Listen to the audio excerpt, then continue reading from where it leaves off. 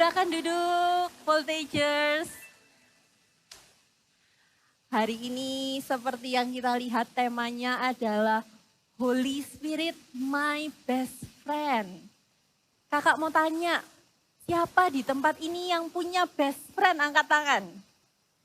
Wah, banyak sekali. Semua punya best friend ya.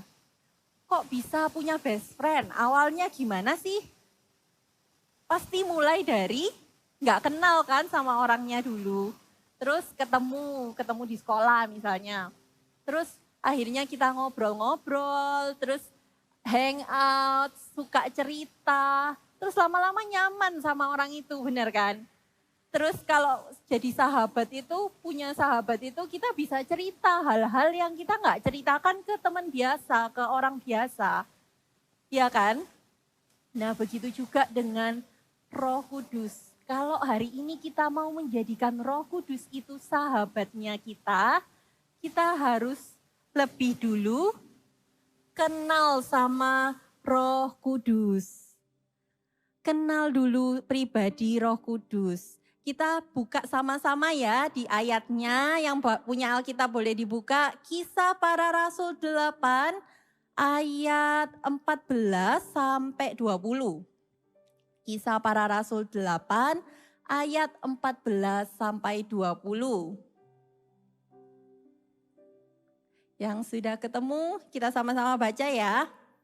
Ayat 14, ketika rasul-rasul di Yerusalem mendengar bahwa tanah Samaria telah menerima firman Allah, mereka mengutus Petrus dan Yohanes ke situ.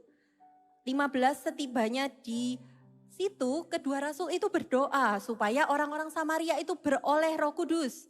Sebab Roh Kudus belum turun di atas seorang pun di antara mereka karena mereka hanya dibaptis dalam nama Tuhan Yesus. Kita berhenti dulu di sana.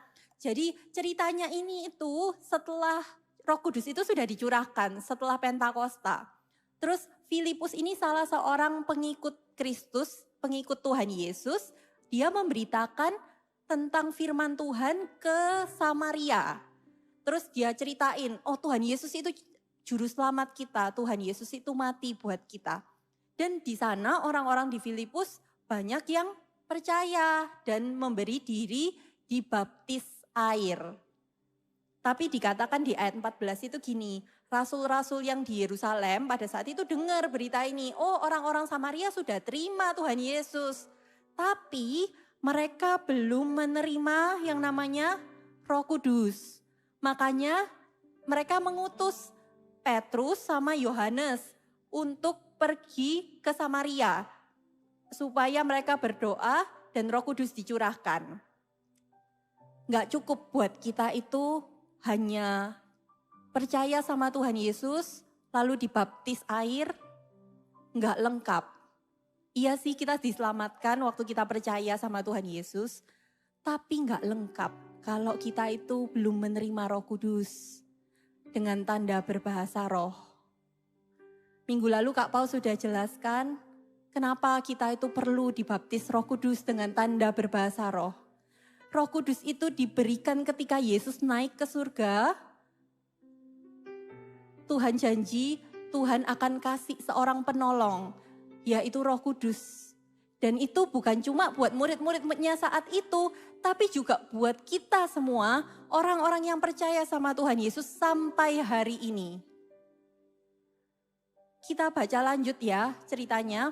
Kemudian keduanya ayat 17, menumpangkan tangan di atas mereka lalu mereka menerima Roh Kudus. Nah, Roh Kudus itu bisa dicurahkan, diberikan sama Tuhan dengan penumpangan tangan. Nanti ya waktu kita berdoa di akhir untuk minta Roh Kudus, boleh juga kakak-kakaknya numpangin tangan ke anak-anak. Tapi bukan cuma melalui penumpangan tangan sebenarnya. Kalau kita itu rindu dipenuhi sama Roh Kudus, kita itu bisa minta bahkan di rumah, bahkan di kamar kalian, di WC sekalipun, dimanapun, Roh Kudus itu juga bisa dicurahkan tanpa penumpangan tangan. Jadi Roh Kudus itu akan diberikan kepada kita yang rindu, kita yang mau, kita yang gak berhenti-henti meminta Roh Kudus.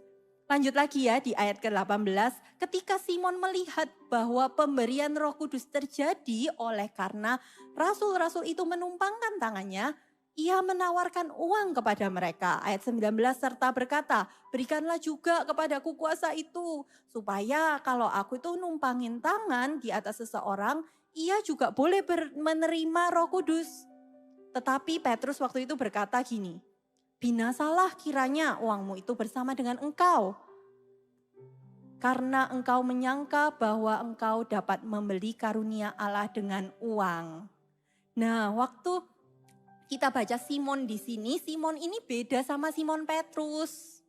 Bukan Simon Petrus yang muridnya Tuhan Yesus. Simon ini tuh kalau kita baca di ayat sebelumnya, dia itu ahli sihir di kota itu, di kota Samaria. Nah, ahli sihir itu kayak dukun gitu ya, mungkin zaman sekarang. Waktu Filipus datang memberitakan Yesus, dia itu juga salah satu orang yang bertobat dan percaya dan memberi diri dibaptis air. Terus waktu dia lihat orang-orangnya itu si Simon Petrus sama Yohanes numpangin tangan orang-orang berbahasa roh, orang-orang menerima Roh Kudus, dia salah paham sama Roh Kudus. Dia bilang, ini aku kasih uang, aku mau beli kuasamu itu. Supaya kalau aku juga numpangin tangan, aku juga punya kuasa yang sama. Teman-teman, Roh Kudus itu bukan hanya kuasa. Roh Kudus itu bukan hanya tentang bahasa roh. Iya sih, Roh Kudus itu waktu kita terima, kita mendapatkan kuasa. Waktu Petrus mendapat Roh Kudus, dia dapat keberanian untuk memberitakan tentang Tuhan Yesus ke banyak orang. Waktu kita terima Roh Kudus, kita juga tumpang tangan, orang-orang sakit sembuh. Tapi Roh Kudus itu more than that. Roh Kudus itu seorang pribadi. Simon waktu itu salah paham, dia kira dia bisa beli kuasa Roh Kudus. Tapi waktu kita meminta Roh Kudus, nanti kita itu bukan hanya minta kuasanya. Kita itu bukan hanya minta bahasanya, tapi kita itu minta pribadinya. Pribadi yang manis, pribadi yang selalu ada sama kita. Tadi waktu kakak itu di sebelah waktu worship ya, kakak itu nangis gitu. Kakak ngerasa Roh Kudus itu sayang sama kalian semua. Roh Kudus itu sayang sama setiap dari kita. Jadi kalau hari ini kita mau ayo kita jadikan Roh Kudus itu sahabatnya kita. Waktu Yesus naik ke surga, salah satu kado terindah yang Tuhan berikan ke kita itu adalah pribadi Roh Kudus. Kita baca ya, ada ayatnya juga di Yohanes 14. Di Yohanes ayat 14. Yohanes 14 ayatnya 16 sama 18. Kita baca sama-sama ya, Yohanes 14 ayat 16. Aku akan minta kepada Bapa, aku di sini adalah Yesus ya. Yesus itu minta kepada Bapa dan ia akan memberikan kepadamu seorang penolong yang lain supaya ia menyertai kamu selama-lamanya. Lalu lompat ke ayat 18 dikatakan seperti ini. Aku tidak akan meninggalkan kamu yatim piatu. Poin pertama kita, Roh Kudus itu selalu menyertai kita. Roh Kudus itu selalu menyertai kita. Tahu nggak kalau kita itu, manusia itu diciptakan Tuhan sebagai makhluk sosial. Kita itu butuh orang lain, kita itu butuh teman. Kita itu diciptakan nggak bisa seorang diri. Kemarin ya kakak itu berapa minggu yang lalu kakak itu kena COVID. Jadi kakak itu harus di kamar, diisolasi gitu selama seminggu lebih. Awalnya kakak itu orangnya introvert. Jadi kakak itu ya nyaman sih kayak sendirian gitu. Berasa ya udahlah istirahat liburan. Tapi 1 minggu, 5 hari aja waktu hari kelima udah bosen. Udah aduh. Gak ketemu siapa-siapa, cuma di kamar, ketemu sama suami aja sih. Tapi udah kayak ya udah gak ada lingkungan orang luar gitu, gak ada teman. Kita tuh gak bisa, se-introvertnya kamu, nggak mungkin sebulan aja nggak ketemu orang sama sekali. Nggak bisa. Ada sesuatu yang akan membuat kita itu merasa kesepian. Ada perasaan seperti itu. Mungkin kita bisa, makanya kalau kita itu sebagai makhluk sosial, kita itu pengen punya teman, bener kan? Terus kita cari teman, kita bikin punya teman. Tapi di satu titik, sebanyak-banyak teman yang kamu miliki sekalipun, akan ada perasaan satu titik kalian merasa kesepian di dalam. Sekalipun mungkin teman kalian itu yang paling populer di sekolah, yang temennya paling banyak, kalau dia itu ngepost di media sosial, di Instagram, wah langsung komennya banyak, like-nya banyak. Kalau dia itu ngepost makanan gitu, ngepost tempat gitu, langsung semuanya pada pengen nyobain, pengen kesana. Sekalipun orang yang banyak temennya, di satu titik dia akan merasa kesepian. Karena di dalam hati setiap dari kita ada lubang yang hanya bisa diisi sama pribadinya Roh Kudus. Nggak bisa diisi dengan teman-teman kita, nggak bisa diisi dengan yang lain. Satu titik, kita akan merasa kesepian. Makanya waktu minggu lalu Kak Pau bilang waktu kita menerima Roh Kudus, waktu kita dipenuhi sama Roh Kudus, kamu nggak akan pernah merasa kesepian lagi, itu benar.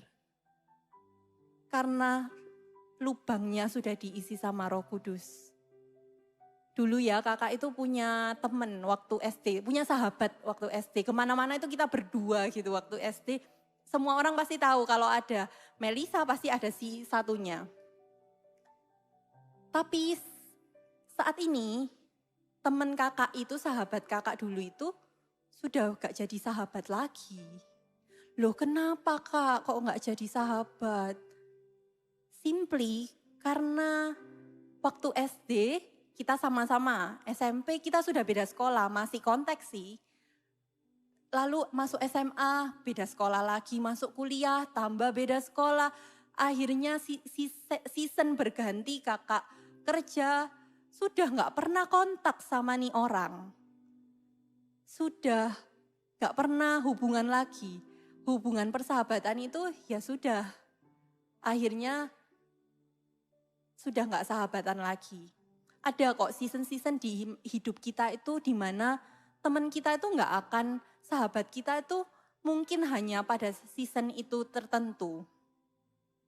Tapi Roh Kudus itu beda.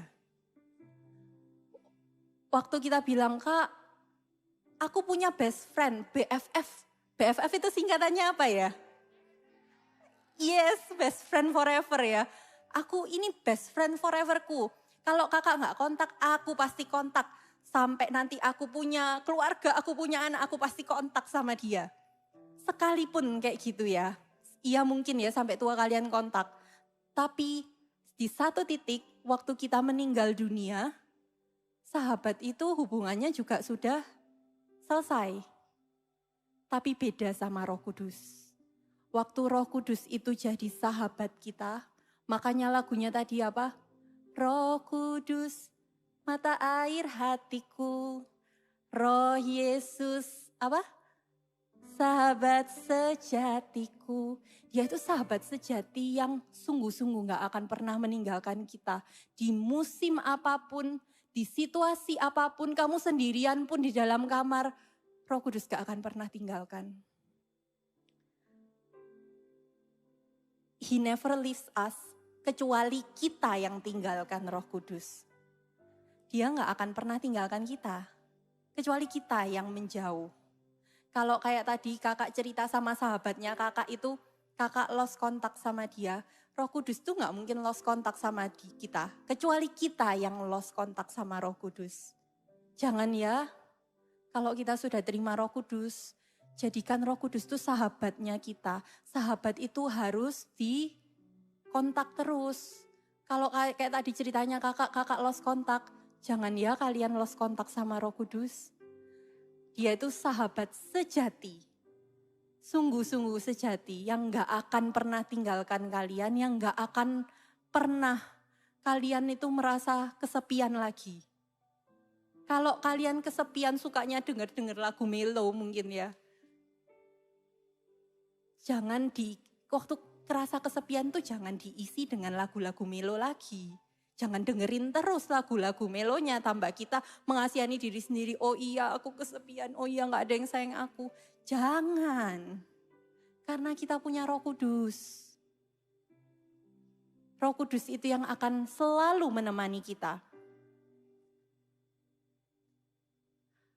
Poin yang kedua, tadi di ayatnya itu dikatakan, ia akan menyertai kamu selama-lamanya. Aku akan memberikan kepadamu seorang penolong yang lain. Roh Kudus itu penolong hidup kita. Penolong dalam hal apa? Kemarin kakak itu habis pelayanan di CG Onsite, CG anak-anak. Lalu Kak Yeni waktu itu berdoa, mendoakan anak-anak berfirman tentang bahasa roh. Dan waktu kita mendoakan anak-anak, ada satu orang anak, dia itu terisak gitu, kayak nangis sedikit gitu. Terus setelah selesai, kakak itu tanya sama anak itu, kamu tadi kerasa apa? Terus anak itu bilang, mulai cerita, aku diingatkan, aku tuh habis bohong sama papa, mama tentang ini. Terus aku juga pernah bohong tentang itu. Terus aku itu habis itu loh, pergi gak izin sama guruku. Terus aku pura-pura diem aja. Terus dia ceritakan kesalahan demi kesalahannya dia.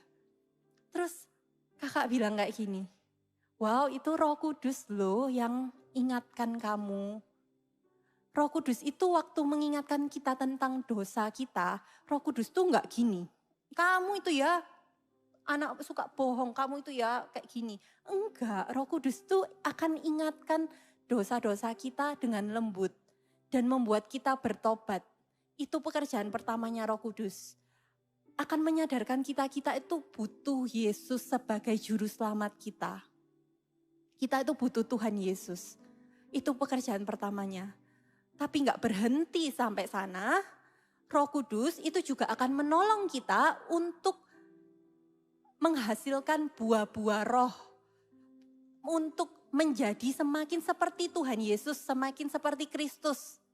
Makanya lagunya, sahabat sejatiku, Roh Yesus sahabat sejatiku, sumber kasih, sukacita. Kita yang dulunya itu mungkin nggak suka nolong orang, hatinya suka marah-marah, tiba-tiba itu dipenuhi kasih. Tiba-tiba itu ngelihat temennya kita itu bisa bisa iba, bisa pengen tolong orang itu. Kita yang dulunya itu sukaannya sedih di kamar sendirian nangis. Tiba-tiba kita tuh udah gak suka gitu lagi, gak suka dengerin lagu-lagu yang melo-melo lagi, yang sedih-sedih. Tiba-tiba dipenuhi sukacita, waktu Roh Kudus itu ada dalam hati kita. Sukacita, damai, sejahtera. Kalau waktu kita itu mungkin malam susah tidur, gelisah, dalam hati itu banyak pikiran, Roh Kudus itu kasih kita damai, sejahtera, panjang, sabar, dan lemah lembut. Roh Kudus itu juga kasih kita kesabaran. Kalau dulu disenggol temennya sedikit marah, ngelihat adiknya sedikit ngelakuin kesalahan kita marah. Kita itu jadi orang yang sabar, tiba-tiba diberikan kesabaran, dikasih kelemah lembutan. Panjang sabar dan lemah lembut, murah hati, baik dan setia. Kita yang dulunya pelit, sekarang kita itu suka kasih-kasih orang. Baik, setia, kekang, suci, di dagingku terus. Pimpin aku. Roh Kudus itu juga kasih kita kekang suci. Kekang suci itu apa, Kak? Kalian tahu kalau misalnya biasanya kuda itu kan dikasih kekang gitu ya. Dikasih kekang, kenapa? Bukan Bukan kenapa-kenapa, supaya kudanya nggak larinya ngawur, nggak sampai nabrak keluar, nggak sampai keluar kandang, nggak sampai nabrak yang lain-lain. Sama, Roh Kudus tuh bukan mau ngekang kita kayak gimana, enggak. Justru karena Roh Kudus tuh sayang sama kita. Kalau kita itu kelewatan, kalau kita itu mau melakukan dosa, jangan sampai kita melakukan dosa. Hati kita itu ada alarmnya. Waktu kita sudah punya pikiran buruk, aku nyontek aja, Roh Kudus itu kasih alarm. Alarmnya gimana? Alarmnya hati kita itu mulai gelisah. Damai sejahtera itu mulai hilang. Deg-deg-deg-degan. Kayak bingung aja. Jangan diabaikan. Itu Roh Kudus yang ingatkan. Tapi Roh Kudus tuh gak cuma berhenti sampai sana.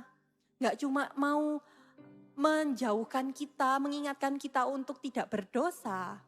Tapi Roh Kudus juga mau memimpin kita. Makanya tadi lagunya terus pimpin aku. Roh Kudus itu memimpin kita untuk memilih yang terbaik dalam hidup kita.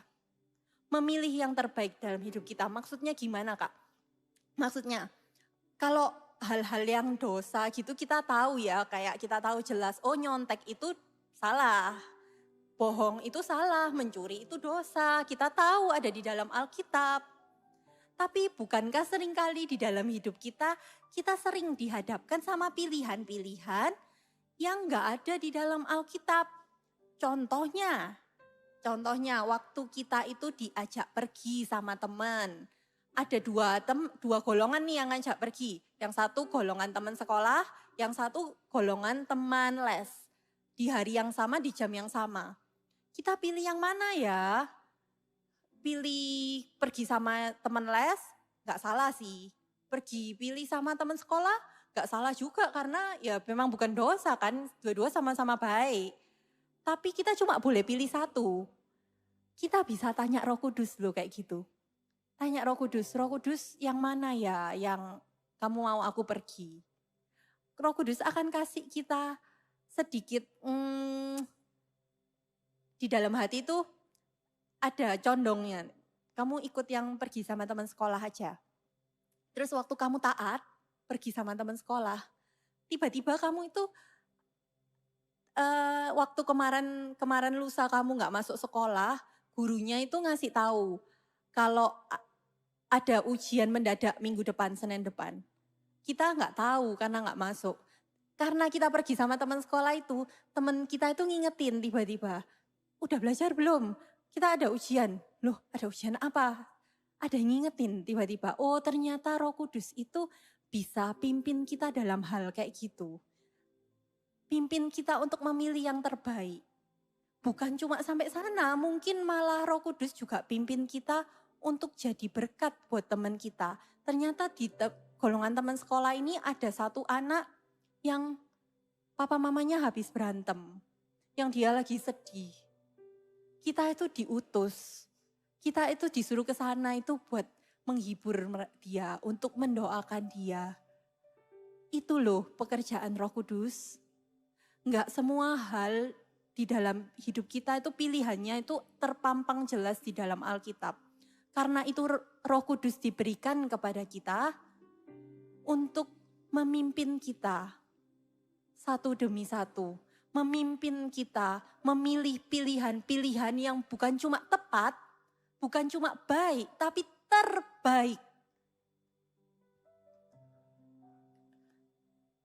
Roh Kudus itu juga bisa pimpin kita waktu itu kalau kisahnya kakak ya. Kakak itu waktu kecil sampai sekarang sebenarnya.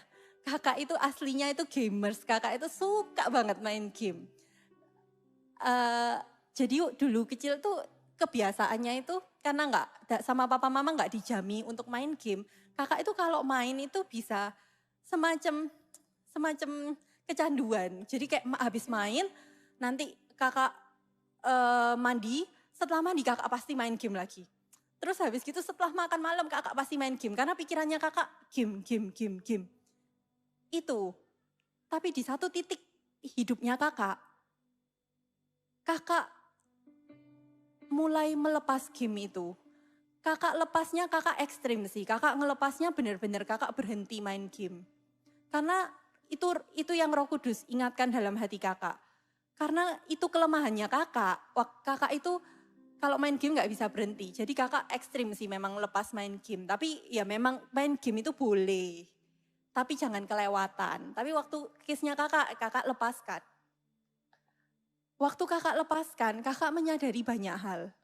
Betapa banyak waktu yang terbuang. Masa mudanya kakak, masa kecilnya kakak yang kakak buang cuma main game.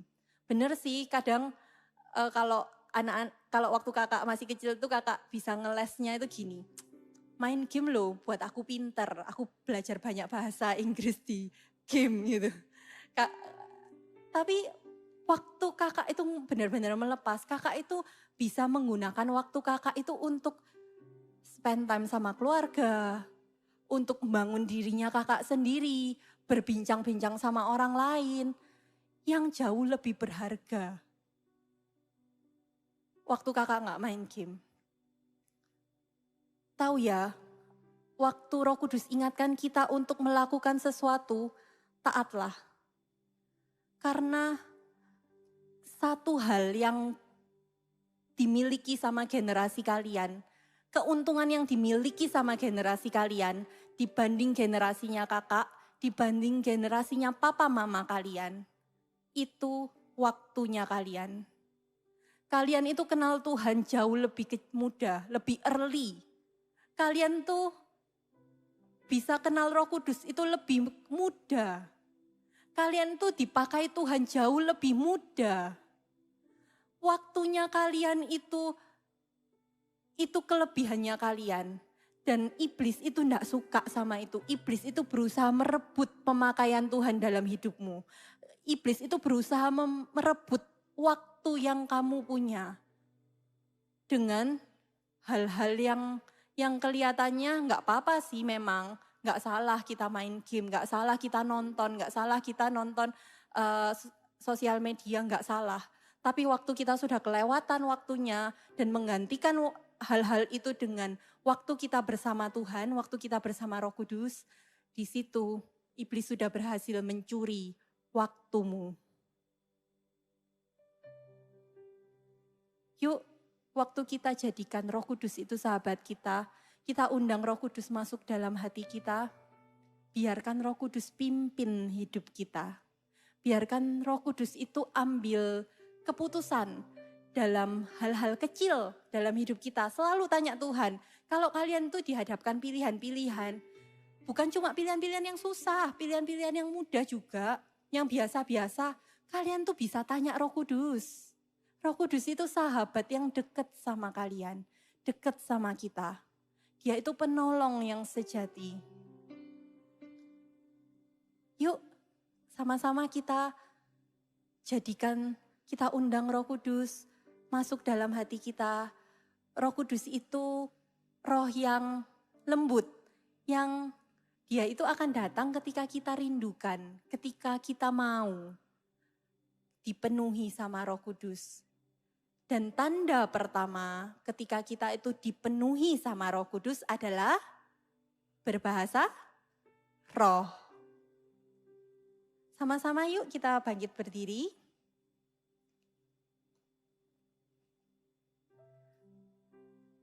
Sebentar lagi kita mau minta Roh Kudus memenuhi hati kita yang belum berbahasa roh. Minta ya. Nggak usah sibuk mikirin tentang aduh kiri kanan gimana. Ini pribadi antara engkau dan Roh Kudus. Kalau kamu memang pengen, minta sungguh-sungguh. Minta sungguh-sungguh ya. Yuk sama-sama kita nyanyikan.